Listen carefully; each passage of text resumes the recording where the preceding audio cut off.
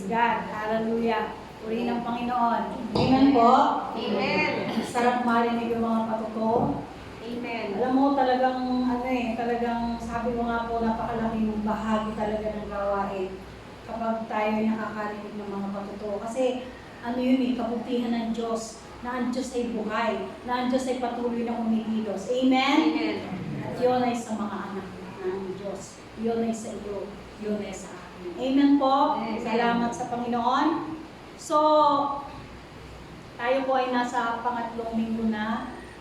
At sabi ko nga po na salamat sa Panginoon dahil alam niyo po yun na ngayon sabi 50% na, pero siguro mananatili tayo kung anong kalooban ng Panginoon sa 30%. Kasi ang ni Pastor is may online naman din, no? Kailangan pa rin mag-ingat dahil lang wala yung vaccine. Dahil naniniwala ako na kahit nasa bahay kayo at nanonood, ang Panginoon, sabi nga, patuloy nakikilos kahit nasaan tayo. Amen po?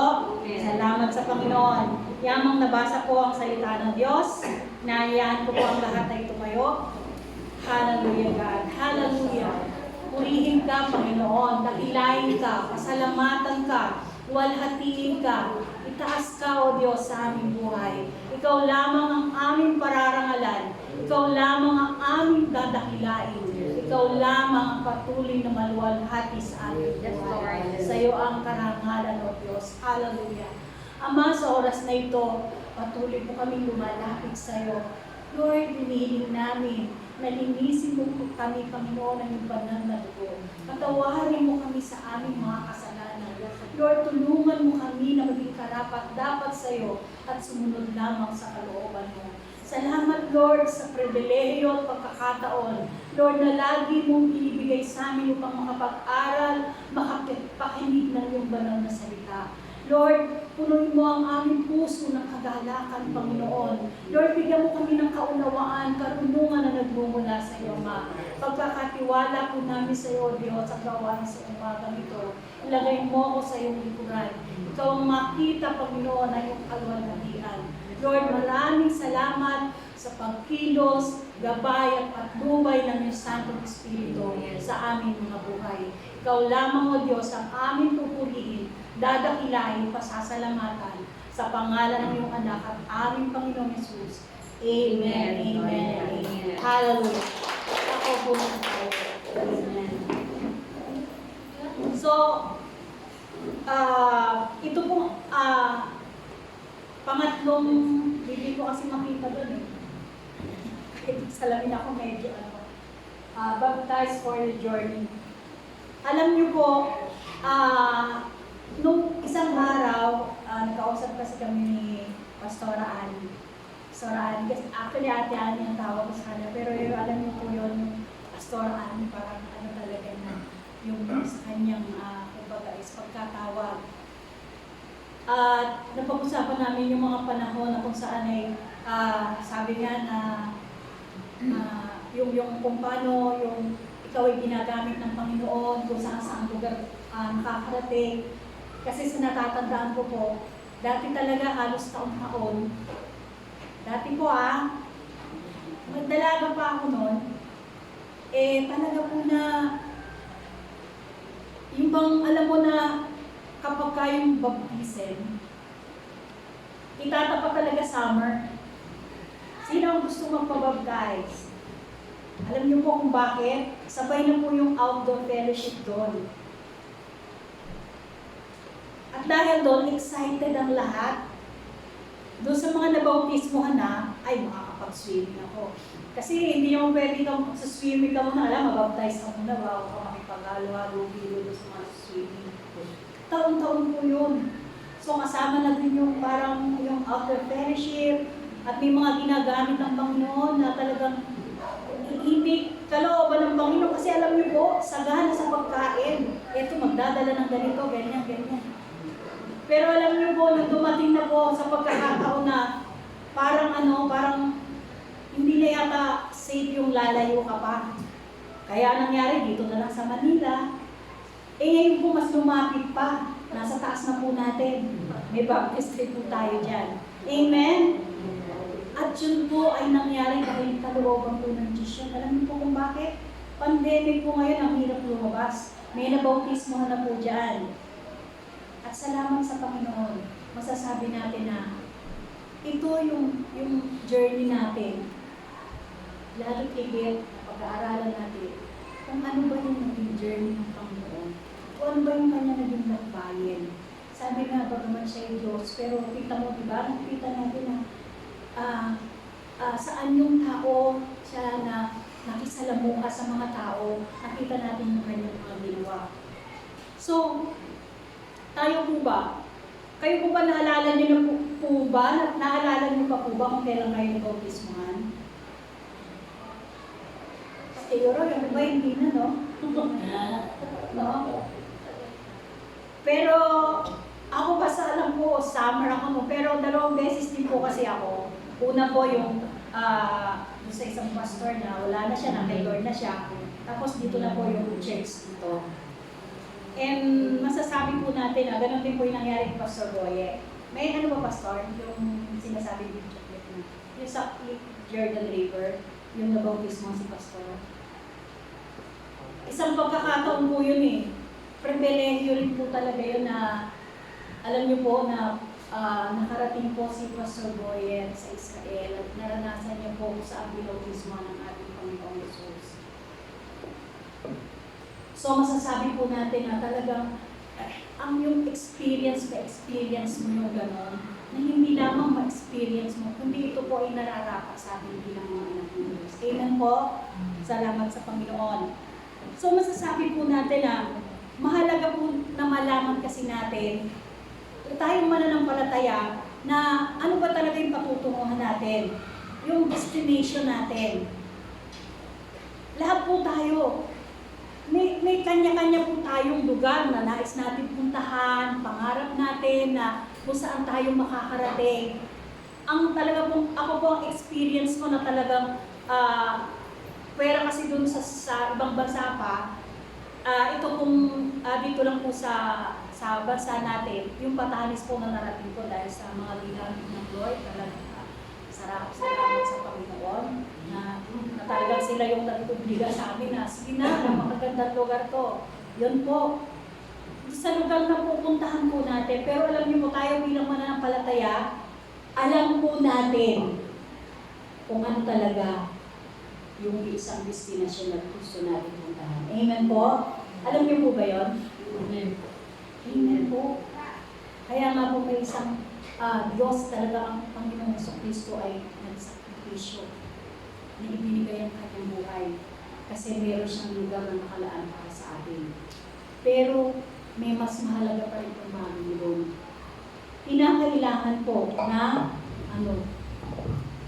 sa paglalakbay natin, maging maayos din po tayo. Kailangan, sabi nga, napaka-smooth. Yung kaninang patungkol narinig ko, di ba? Kasi sa lakbayin nito, hindi po biro-biro, hindi po masasabi natin na sige, magkanya-kanya tayo kung anong gusto ko. Meron po tayong sinusunod. Sabi nga, meron tayong mapa na dapat sundin. Kung hindi maliligaw ka, maliligaw tayo. Amen po? Kailangan alam mo yung pupuntahan mo. At sa pagpunta natin doon, na kailangan natin yung gabay. Ito pong unang tao na masasabi natin na hindi natin siya masyadong kasi ang Panginoong Yesus yung paglalakbay kung paano nga ba na yung journey ng ating Panginoon. Dito po, meron po tayong i-discuss yung greater measure of education.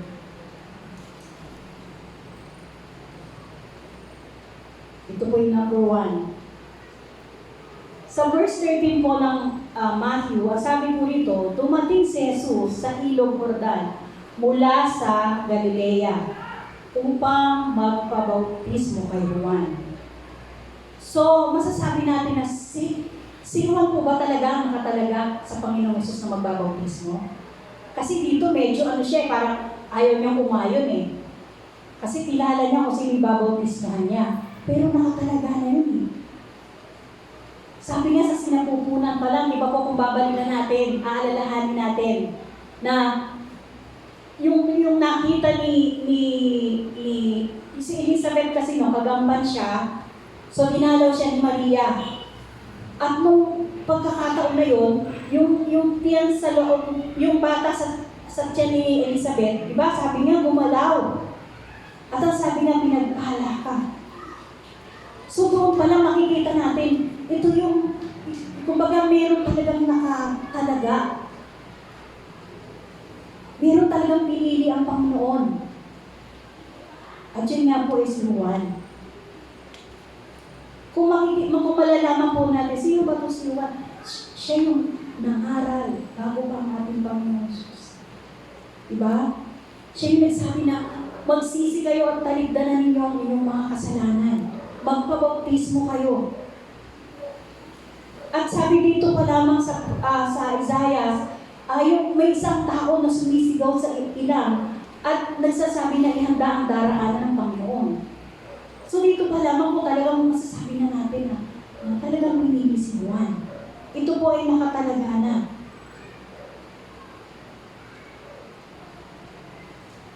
So sa paghahanda na yun, masasabi natin na si Juan ba mismo masasabi natin na tinanggihan niya nung una kasi sabi niya, Panginoon, hindi po ako nararapat. Ako po ang magpapabautismo sa inyo. Pero dahil siya na pinili ng Panginoon, siya na pinili natin ng Diyos, talagang masasabi natin na ikaw ang tao na maghahayag na ang tao ay magsisi, na talikdan ng kasalanan at magpabautismo. Sa atin din po bilang mananampalataya. Sa atin ngayon, meron din pong pinili ang Panginoon na makakasama natin. Amen? Na sabi nga, alam natin na ang banal na Espiritu ay sumasa atin. Pero may mga tao po na magpapalakas ng loob sa atin. May mga tao pong magpapaalala sa atin. Amen?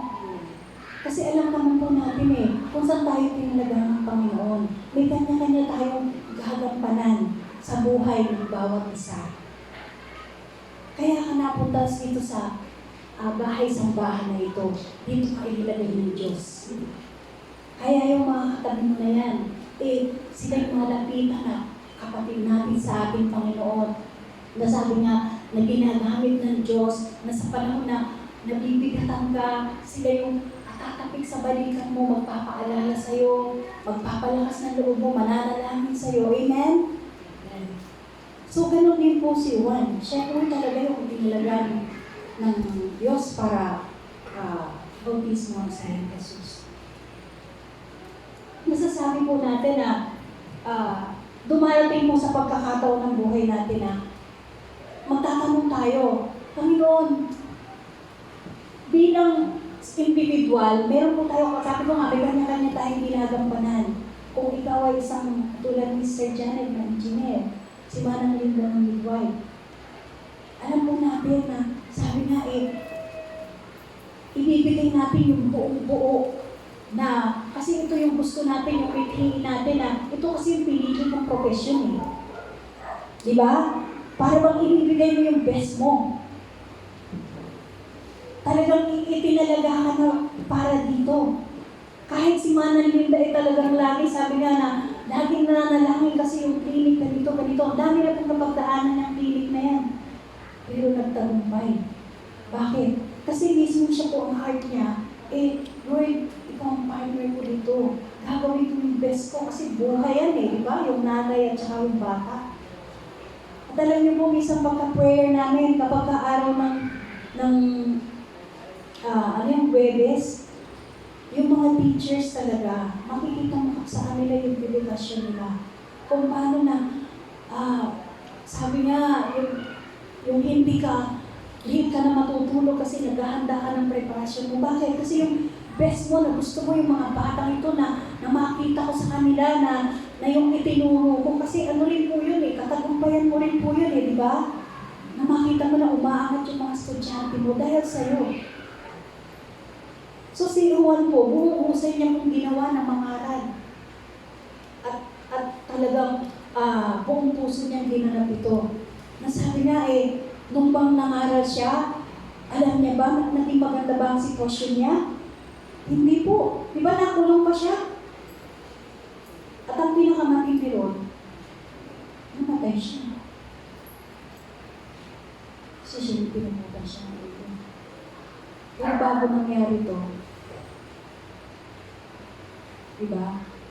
Nagampanan niya ng buong buo yung kanyang pagkatawag. Nung po namatay kasi siya, doon nagsimula ang misteryo ng ating Panginoon Jesus. Amen?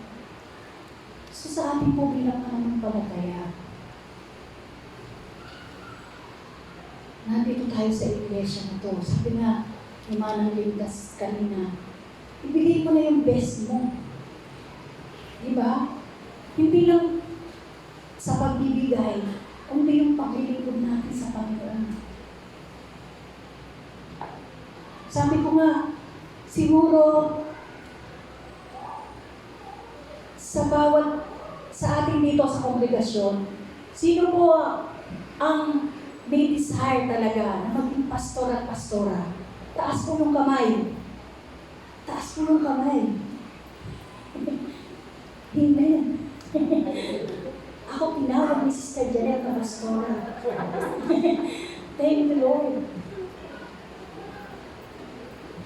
Alam niyo po, yung mga inaanak ko, yung ibang at dahil si Pastor Boyet, pastor, tawag po sa akin pastora. Hindi ko na po sinasangga ngayon yun. Hindi ko na sinasabi hindi ako pastora. Kasi desire din naman ang panagpunin po sa inyo.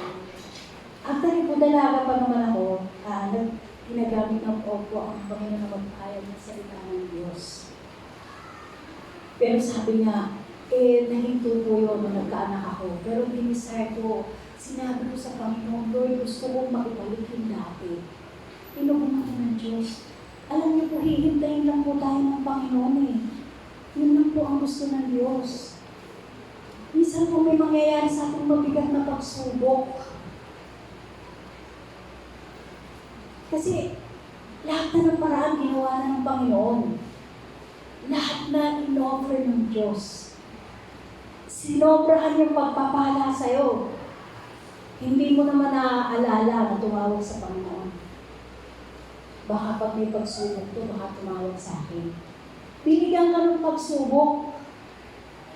Lalo kang tumalikod, nagalit ka sa Panginoon. Diba? Pero tandaan niyo po, sa bawat pagsubok na dinadaanan natin, mas maganda ang ilalaan ng Diyos sa buhay natin. Amen po. Palakpakan po natin ang ating Panginoon. Lahat po tayo, walang taong magsasabi na kawawa naman sila. Puro sila pagsubok. Ang ating Panginoon Jesus po, dumaan din sa pagsubok. Amen? Kung tutusin, pwede niya tanggalin natin. Pwede niya, kumbaga hindi ko pwedeng malanasan yan Anak ako ng Diyos. Hindi ko na pwedeng, yung lahat yan. Kumbaga katagumpayan agad yan kapag ang ginagawa ako sa pagsubok. Pero hinahayaan lang ang Panginoon lahat. Kasi hinahayaan may pagsumandaan tayo. Tayo po, umaasa lang naman po tayo talaga sa gabay at paglubay at kapangyarihan ng Santong Espiritu na nasa atin. Amen? Kasi kung sa sarili lang po natin, wala po tayong magagawa. Diba? Ang mas masakit pa doon, we are not kung wala sa Kristo. Amen? Kaya sabi nga, walang dapat na magmalaki ng kahit sino. Kahit masabihin mo, ikaw na yung matuwid. Para bang sinasabi mo na, wala akong kasalanang nagagawa. Wala pa akong nakikitang taong ganun ng Panginoon Jesus kanina. Pero sa bawat pagkakamali na yan, meron tayong tuhod na pwede kang lumuhod. Meron kang bibig na pwedeng sabihin mo lahat ng nais mo. Pagsisihan natin lahat. Meron tayong kamay na lagi natin tataas sa pagpupuli. Sarap lang po umiyak sa Diyos. Sarap umiyak sa Panginoon. Alam mo yung minsan iiyak na lang naiiyak. Kahit na dumadaan ka sa pagsubok. Kasi kahit na pagdadaanan mo yun, nakikita mo yung kawin ng Diyos eh. Amen?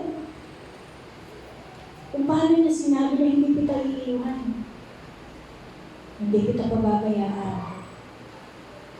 Kaya bakit hindi natin ibibigay yung the best na paglilingkod natin, yung buhay natin, kung paano natin itatalaga yung mga sarili natin para sa kalwalhatian, karangalan, at para makita ng mga tao ang kapangyarihan ng Diyos. Lagi po natin naririnig, nasa end time na tayo.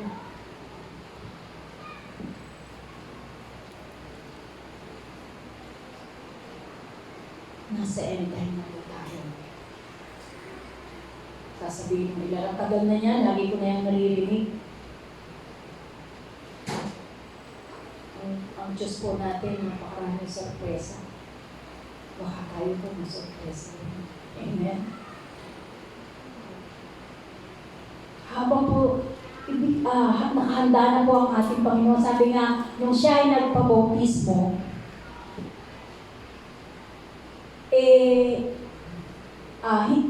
ito po ay pasimula ng paghahanda sa kanyang pagministeryo. Makikita po natin na doon po sa binasa ni Carissa, Matthew 4, di ba? Dumaan po siya sa pagsubok eh. Dinala nga siya ng Espiritu. Masasabi ba natin to na, mahal ng ama ang kanyang anak. Pero pinakailangan pagsubukin. Tatandaan niyo po, kaya po tayo dumadaan sa pagsubok. Kasi mahal na mahal tayo ng Panginoon. Amen po? Amen. Mahal na mahal tayo ng Diyos. Gusto niya kapag ka nandun na tayo. Kasi yun lang na mga kapunta doon. Without spot, walang wrinkles. Diba? Ihahalin tulad ka nga sa pinto. Para malaman ang pagkaginto mo, dadarang ka sa apoy. Itong mga apoy na ito, pagsubok. Paano natin mapagtatagumpayan ng lahat? Paano natin masasabi na ang banal na Espiritu ay nasa atin? Paano mahahayag ang kapangyarihan ng Diyos? Ang laging maganda, okay, maayos. Sa dami ng pagsubok na napagdaanan natin, simula nung nakakilala sa tayo sa Panginoon. Ako po, 30 years, mahigit na. Pero nananatili. Huwag niyo po sasabihin na, hindi, napakarami ko na pong pagsubok na pinagdaanan. Pero nagpapasalamat ako sa Panginoon. Kasi, binigyan mo pa ako ng pagkakataon na tumayo sa harapan at mag-share ng kanyang salita. At gagawin ko po ito habang ako'y nabubukan kasama ng pamilya ko. Hindi naman ang pangako ko sa Panginoon. Lord, basbasin mo ito kasi pangako ko sa iyo. Kulang pa nga eh. Yun ang lagi ko sinasabi sa mga anak. Hanggang sa kaapu-apuhan ko, Panginoon, maglilingkod ka sa iyo. Amen? Maganda o hindi ang sitwasyon, maglilingkod tayo sa Panginoon. Palakpakan mo na din ang Panginoon.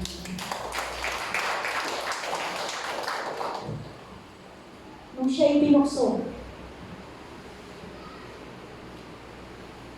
diba? Sabi na gawin tinapay yung mga bato.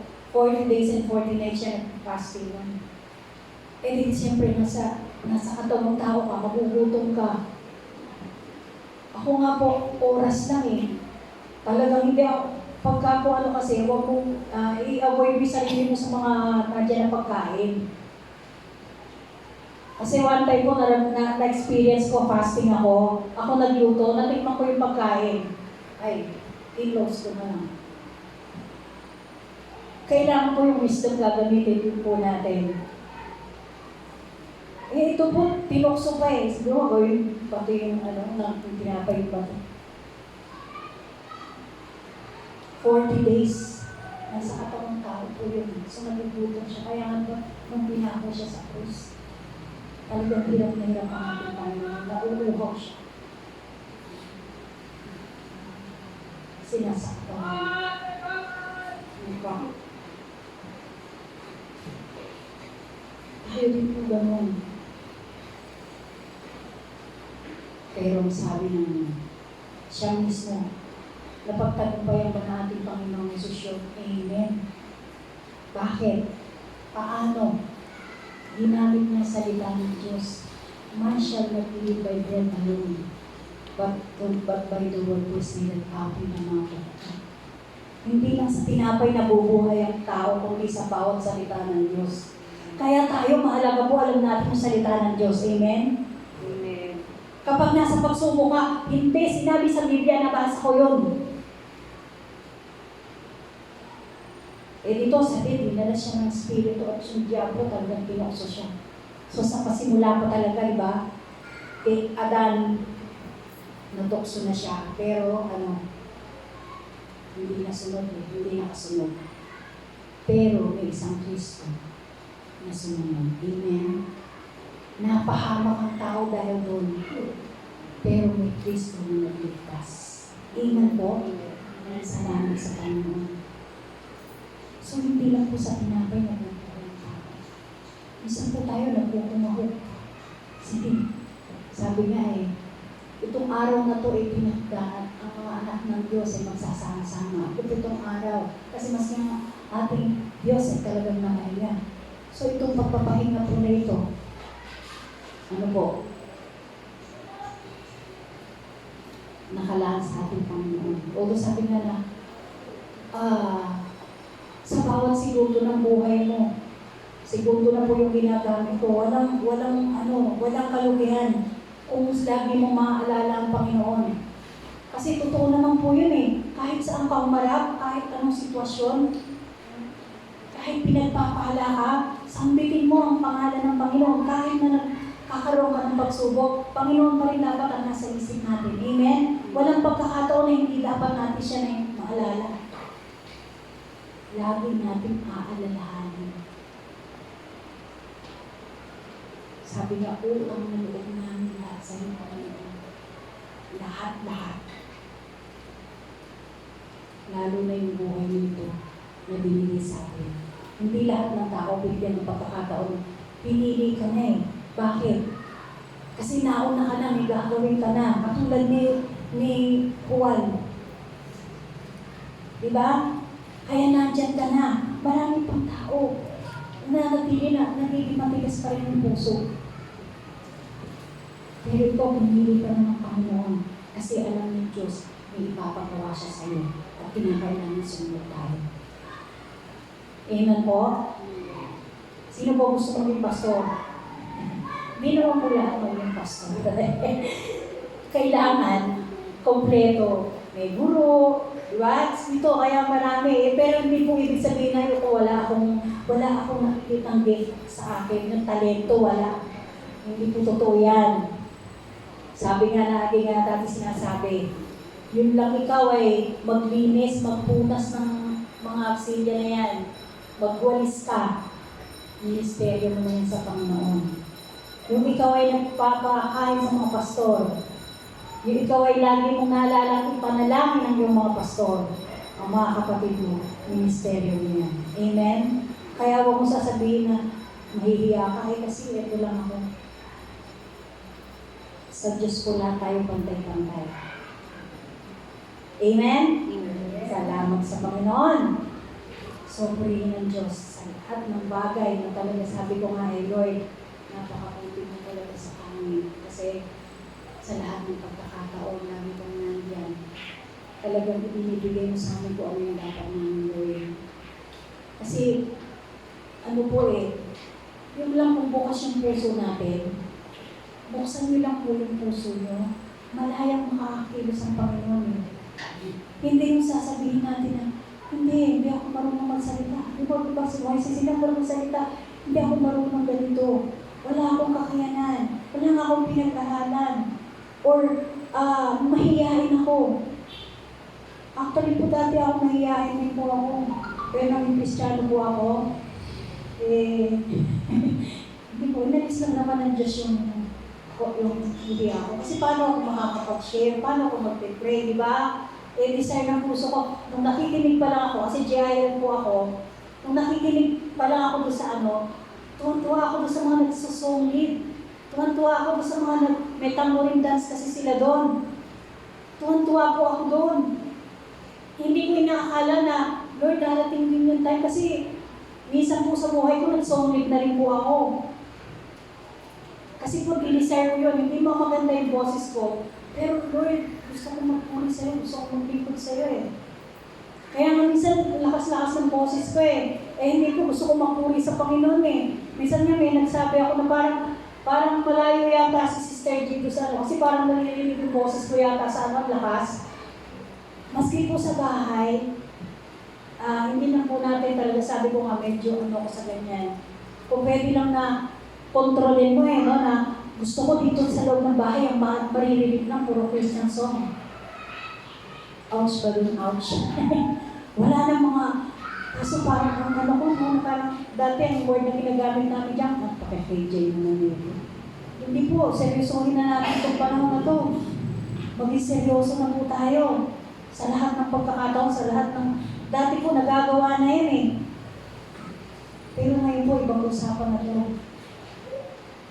Kasi sabi niya, kailan pa ibibigay sa Diyos? Kailan pa ibibigay ang buhay mo sa Panginoon? Kailan ka maglilingkod sa Panginoon? Kung hindi ngayon, kailan pa? Isang libong taong sa atin, isang araw sa Diyos. Diba?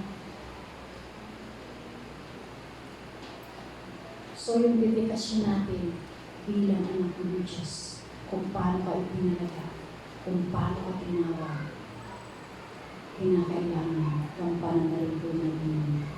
Amen? Palakpakan po natin ang ating Panginoon. Dito po yung pangalawa.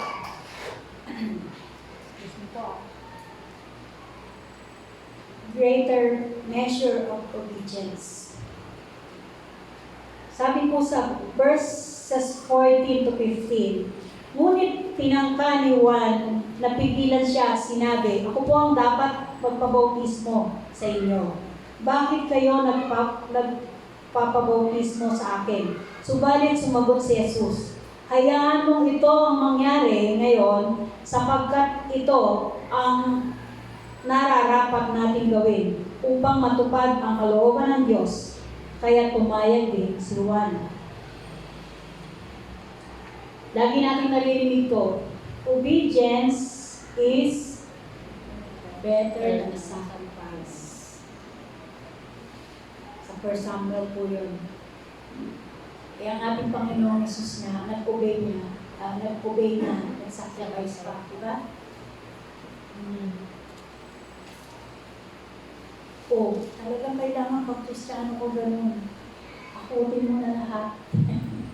Pinagpala ka. Amen? Sabi ko, ako po yun. Pinagpala ka. Totoo, huwag kang papayag. Natalunan ka, kawawa ka. Lahat po tayo pinagpala. Lahat po tayo pinagpala. Yun lang tinawag ka ng Panginoong Jesus. Pinili ka, pinagpala ka na. Kuya, angat na Diyos ang buhay mo. Sabi natin pa may mga Kristiyano na ganito ang sitwasyon. Wala na po tayo ang word na nakakaalam kung ano ang gagawin ng bawat ng Panginoon sa bawat anak. Ang mahalaga, sabi ko nga, ang katatayuan ng isip natin at katatayuan ng puso natin sa harapan ng Diyos. Paano tayo susunod? Katulad po nito, nung sinabi ng nung tinatanggi ni Juan na ayaw niya kasi para bang hindi. Alam na ni Juan kasi na itong susunod sa akin ay makapangyarihan. Amen? Makapangyarihan to. So ako dapat, ang tumanggap na dapat na bautismo, kaso pinili na siya eh. At ito po ay pagpapakita ng pagpapakumbaba ng ating Panginoong Yesus. Amen? Ito ay pagpapakita niya na gaganapin niya ang lahat na ito kasi ito ay pasimula pa lamang. Magpapasimula siya sa kanyang ministeryo. Siya na walang kasalanan, binautismohan siya. Sa ating pong pagkaunawa, tayo pong mga tao, likas na po kasi ang kasalanan. Sabi nga, di ba? Simula pa noon na nagkasala si Eva at Adan. Kaya nga lahat na ng paraan ginawa na ng Panginoon para iligtas ang tao. Lahat na ng kapahayagan, lahat na ng himala. Kumbaga harap-harapan, nakita na ng mga tao na ang Diyos ay buhay, ang Diyos ay makapangyarihan, ang Diyos ay kumikilos, hayag ang kanyang ginagawa, nakabutihan sa mga nananampalataya sa Kanya. Diba? Kaya ma-amaze ka doon sa mga nangyari, doon sa mga naniwala sa Panginoon Shadrach, Meshach, Abednego, ito yung mga tao na talagang mapapatutuhanan. Paano hindi ka susunod sa Diyos na makapangyarihan na ito? Kahit doon sa bingit ng kamatayan, iniligtas yung mga naniniwala sa Kanya. Doon sa lion's den, di ba? Kumbaga si David na kumbaga nakipag-away niya, sabi niya, Dante, takot na lahat, pero siya, nagagawin niya. Si Daniel, lahat ng to, even sa New Testament, yung mga nabulag na nakakita, na yung mga pilay, na nakalakad, yung mga pipi na nakapagsalita, yung mga may sakit, yung mga patay na nabuhay. Bakit? Ang ating Panginoong Yesus po, nasabi niya na talagang kapakumbabaan niya, na sinabi niya na hayaan mo ito ang mangyari ngayon sapagkat ito ang nararapat nating gawin upang matupad ang kalooban ng Diyos. So, yung pagpapasakop, napakahalaga po naman. Kasi kapag nagpasakop ka, madali kang kakasunod. Amen? Amen po? Amen. Kaya tayo sumusunod sa mga pastor natin Kasi tinuturuan sila ng Diyos, ginagabayan sila ng Diyos kung anong dapat. At sila bilang dito na mga pastor natin, susunod tayo.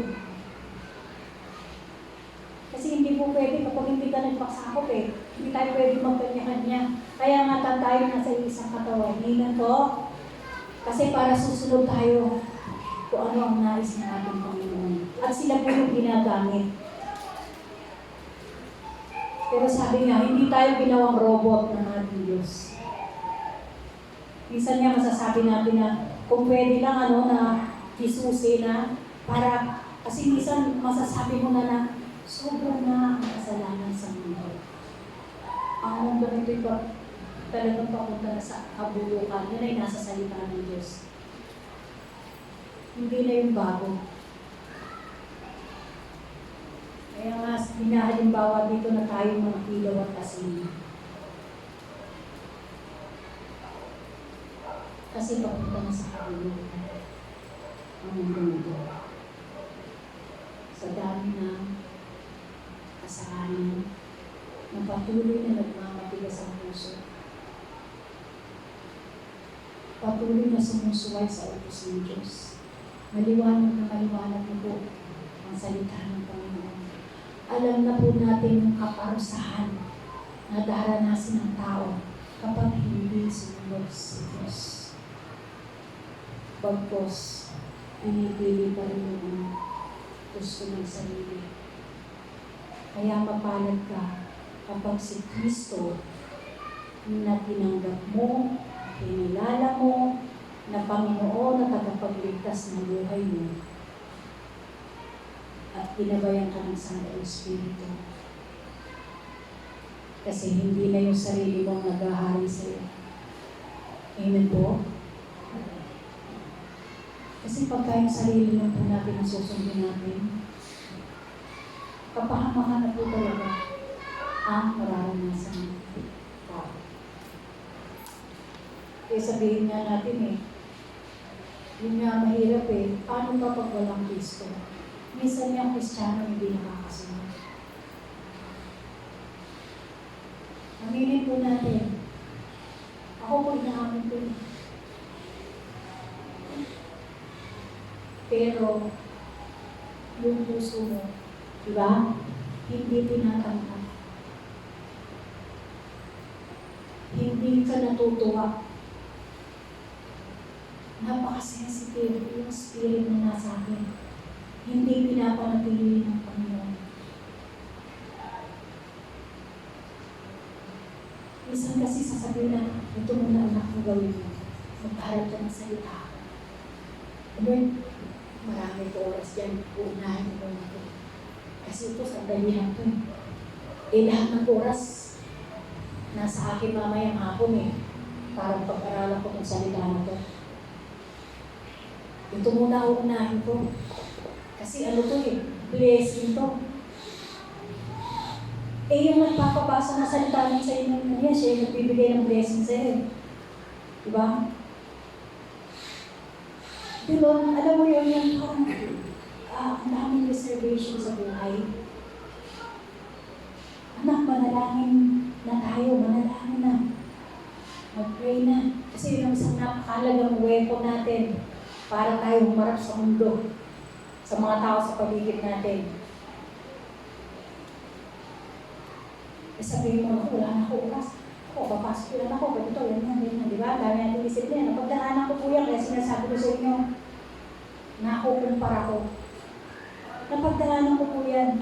Lord, mamaya ako na magpe-pray. Nung elementary yung mga anak ko. Kasi papasok ka lang, alas 5, gising ka na, kasuhin ko to, gagawin ko to. Lord, mamaya, pag wala na sila, magpe-pray ako. Alam niyo po, ginagamit ng kaaway yun, nawalan na ako ng oras kasi ang dami pala yung bagay na dapat gawin. So, nung nag-pray ka, gabi na, pagod ka na, pag-ising mo, ano nga ba yung pinag-pray ko kagabi? Parang nakatulog ako habang nag-pray ako. Sa pagod. Hindi po kasi natin sinunod yung spirito na nagpipigtas sa atin. Hindi po nasa sistema na natin yun. Kapag mulat pa lang ng mata mo, ang ganda ng mundo, ang ganda ng paligid. Unahin natin yung pananalangin. At lahat yan naayusin ng Diyos. Seek ye first the kingdom of God, His righteousness, and all these things shall be added unto you. Sabi ng Diyos, all these things. Kahit anong haharapin mo. Amen po. Palakpakan po natin ang Panginoon. Para po ang masyado nakakadala po, diba? Ang sarap po. Nare-realize natin. Diba?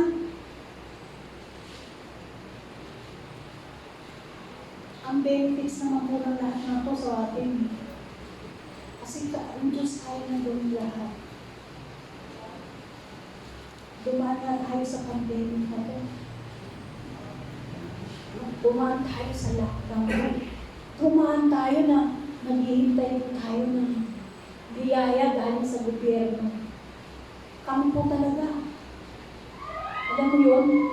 Alam po namin na meron kami ang pagpapala nandyan sa Diyos manggagaling.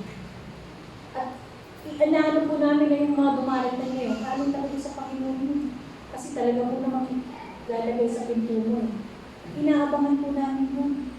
Pero alam niyo po, nung panahon na nandun ng pagpapala, nakakakilos tayo ng maayos, nakakapagtrabaho tayo ng maayos, at nasa loob lang tayo ng bahay ng panahon ng lockdown. At anong kakainin mo? Salit-salitan lang. Kasi bawal lumabas. Sardinas, tuna, o corned beef. Masaya ka. Bakit? Kasi ano mong galing sa Panginoon yun? Pagpapala yung galing sa Panginoon. Amen po? Palibasang pwede naman pala eh. Dinaranas lang na sa ating Panginoon eh. Dati puro tayo order ng order para hindi natin kaya kumain ng sardinas. Eh ngayon, hinahanap natin halos kahit araw-araw nga. Ako eh, iba-ibang putahe nga lang. Ganun kasi doon na sana yung mga anak ko. Nung full time si Pastor Boyet.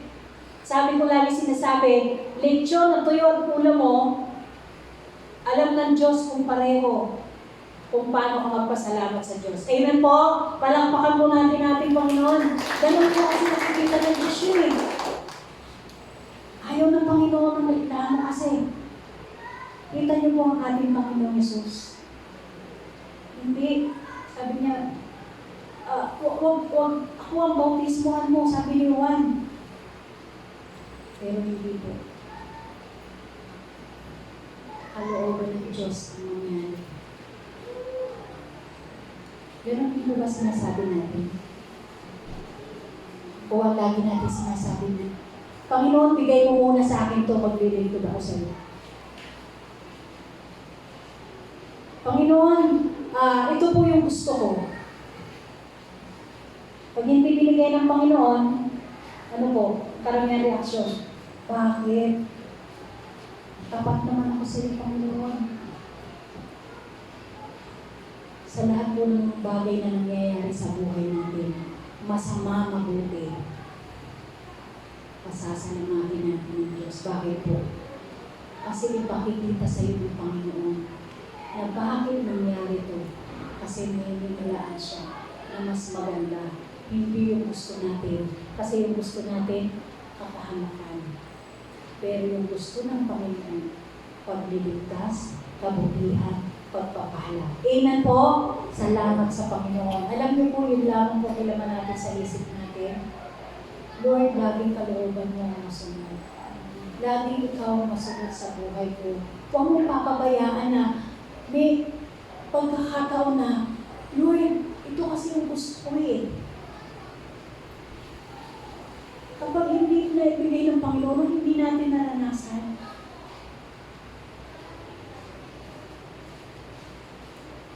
Ang daan sa bibig natin na sumbatan ng Diyos. Balag mahal mo ko, anak mo ko, bakit hindi nangyayari yung mga bagay na gusto ko?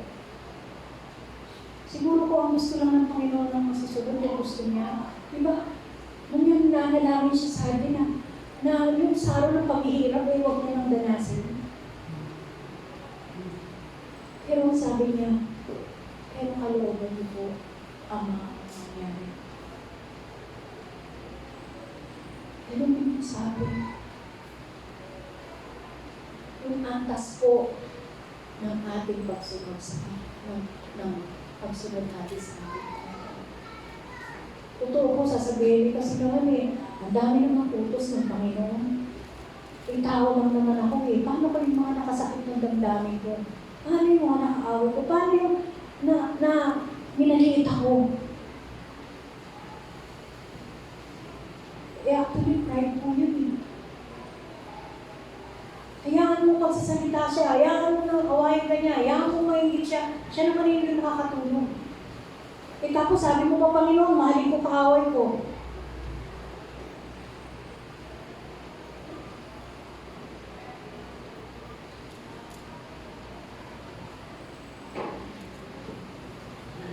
Hindi na po ito yung panahon ng pagpipili. Namamahalin natin yung dapat mahalin. Yun lang pagmamahal ng Diyos sa pagsapat na sa'yo. At kapag yung pagmamahal ng Diyos na yun nasa iyo, kaya mong mahalin kahit hindi ka mahal-mahal. Amen po? Totoo po yun. Totoo po yun. Maniwala po kayo sa akin. Kasi hindi sa kaparaanan mo, kundi kaparaanan ng Diyos. Aalisin ng Panginoon yung bigat sa dibdib mo. Papalitan ng Panginoon yan doon sa mga tao na tunay na nagmamahal sa iyo. Mas mangingibabaw yun. Hindi mo na mapapansin siya. Amen? Ganun ang Diyos. Kaya gawin niya lahat. Ang mahalaga lang sumunod tayo.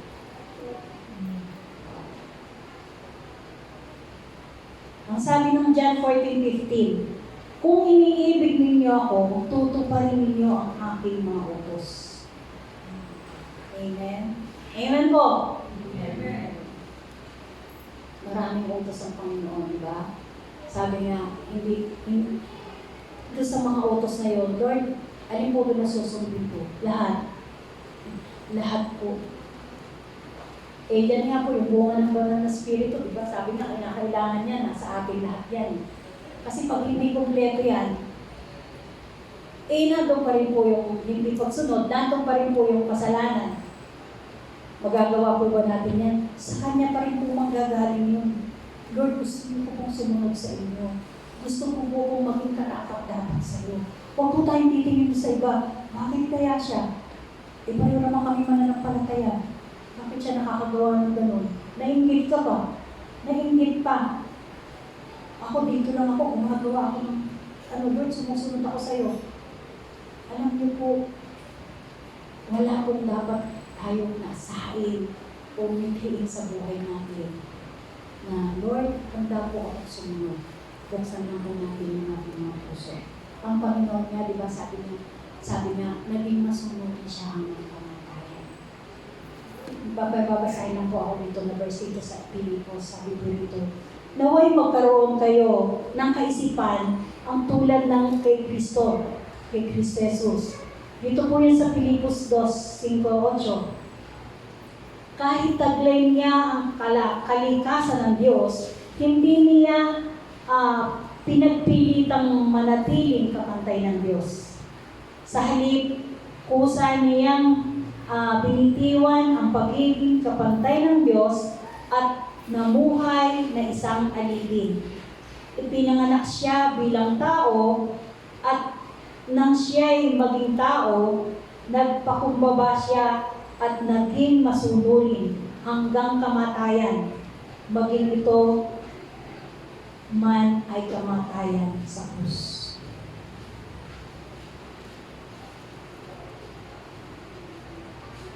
Isang bagay po na masasabi natin, Lord, sumunod ka, nagsakripisyo ka, naghihirap ka. Hindi biro-biro ang paglalakbay na ginawa ng Diyos ng ating Panginoon dito sa lupa. Nasa abang na siya'y nasa katawang tao. Nakita natin kung paano yung paghihirap niya. Nakita natin kung paano siya alipustahin. Nakita natin kung paano na ibaba yung pagkatao. Dahil nakita na witness ng lahat ng tao yung himala na ginawa niya. Nanto pa nga na nagpuri sila na Hosana. Pero nung lumipako ang ating Panginoon Jesus, hindi naman nakatakot. Agang makakalis sa isipan nila. Pero tayo, sa kapanahon natin ngayon, nabasa natin ang pinagmulan at pinanam na pag-ministeryo ng ating Panginoon Jesus. Nakita natin kung paano siya nagtagumpay. Nakita natin kung paano nasabi niya na yung ginawa niya, yung pagpapahalaga niya sa utos ng Diyos para sa ikaliligtas ng tao. Tayo yun. Na ang buhay niya ay inalay niya, na ibinigay niya para sa atin, para sa kaligtasan natin. At lahat po yun ay nangyari at naranasan natin na hanggang ngayon nararanasan natin yung pagmamahal, pagkahinga, pagpapala at pagpipili ng ating Panginoon. Amen po? At yung ating pong pangatlo, greater measure of commitment. Ang sabi ko rito sa Mateo, nang pabautismo si Jesus, kaagad siyang umahon sa tubig. Nabuksan ang langit at nakita ni Jesus ang Espiritu ng Diyos na bumababang parang isang kalapati at tumapo sa kanya sa verse 17 po, at isang tinig mula sa langit ang nagsabi, ito ang minamahal kong anak na lubos kong pinaluluhan. Ito ang minamahal kong anak na lubos kong pinaluluhan. Nakita po natin, nasaksihan po ng marami.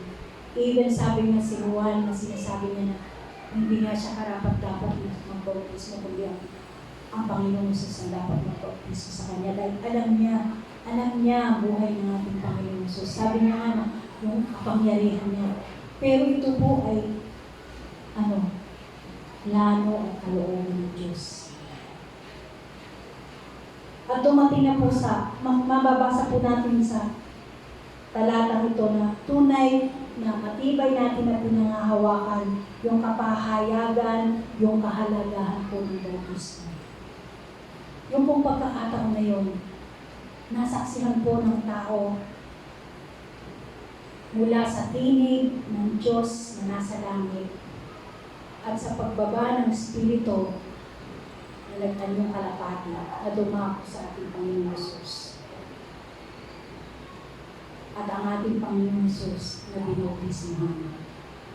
Kaya masasabi natin na isang napakalaking bagay sa atin bilang mananampalataya sa paglalakbay o bago ano man gawin natin. Bakit po? Kapag ka po sa bautismo na to, na talagang buong buhay mo ay pinisisyonan mo na talikuran ang ating mga kasalanan. At sa pagganap ng bautismo na ito, makikita po natin kapag binabautismohan po ay nilulubog po sa tubig. Diba? At sa pagbahaw ng pag-ahon ito ay panibagong buhay. Nang ibig sabihin, tinalikuran mo na, ilinis ng lahat ng kasalanan.